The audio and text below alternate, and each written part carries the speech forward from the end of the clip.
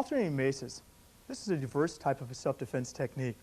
What I mean by that is it's going to be off of different things. What you're going to be seeing is going to be an off attempted two-hand front grab. It can be a grab at this stage of the game because we're going at yellow belt.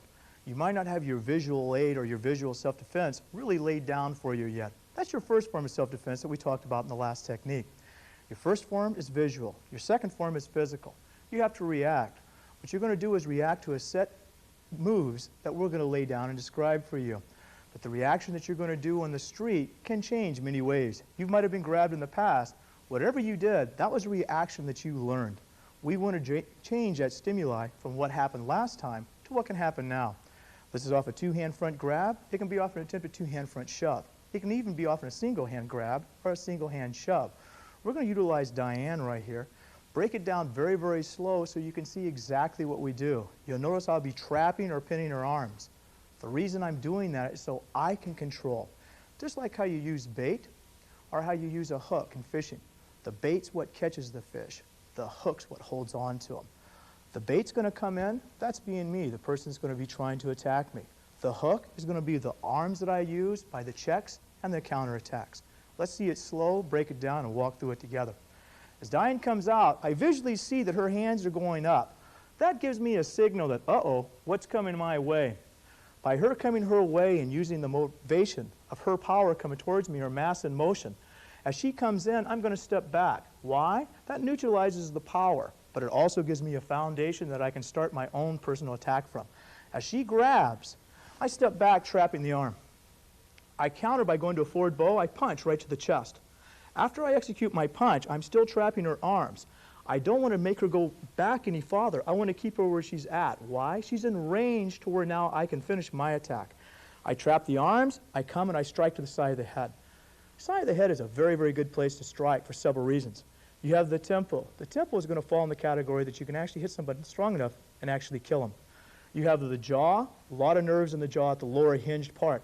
And you have the inner ear. The inner ear deals with balance, also like that ringing sensation you can get when you get slapped. You don't leave any damage visually seen, but internally, there's very much damage done. So as I strike here, her hands are possibly going to come to her head. Why? Because we react to two things. Our body responds to pain and pleasure. Now she has pain. As I strike, her hands come up, I release. As they come up, I want her to go down so I can finish the technique. This is the end of the technique here, but I still want the finish. I don't want to leave my assailant on their feet. I drag up, I hammer fist to her groin. By hammer fist to her groin, I have a check. If anything comes down, such as her face, it won't strike me. From here, I've opened up my next move. I take her completely down by striking to the mastoid of the back of the head. By striking to the mastoid, I've done the same thing as what the inner ear has done. I've affected her equilibrium internally, not externally. Taken her completely down, possibly blowing out her knee to make more damage there.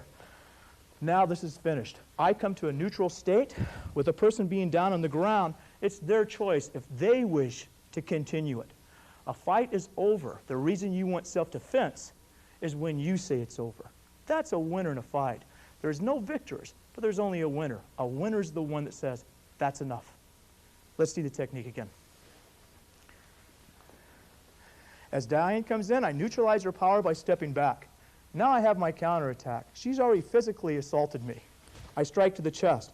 By striking to the chest, I've attacked her respiratory system. I've made it to where now it's harder for her to breathe. I now come back, counter trap, strike to the side of the head. Depending on where I strike, is going to tell me the damage is going to be inflicted on her. From here, as her hands rise, I come up with a check, dragging my left to my right. Hammer fist to the groin.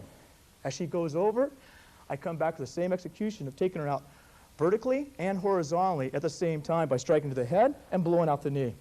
From here, as she goes to the ground, I step back, seeing if she still wishes to continue the assault. She says she continues the assault. I'm ready for the assault. I'm in my fighting stance. Let's see it again. As she comes in now, she comes in, I take it down, strike, hit to the side of the head.